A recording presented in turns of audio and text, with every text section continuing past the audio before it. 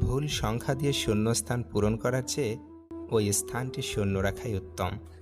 কেউ যদি অবহেলা করে, দোষ তার নয়, দোষ নিজের, কারণ তুমি তার কাছে বেশি আশা করে ফেলেছ। পরের উপকার করা ভালো, কিন্তু নিজেকে পথে বসিয়ে নয়।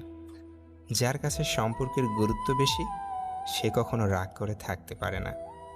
আটকে রেখো না কাউকে, যাচ্ছে যাক চলে, শুকনো গাছেও জন্মায় পাতা বসন্ত শুরু হলে।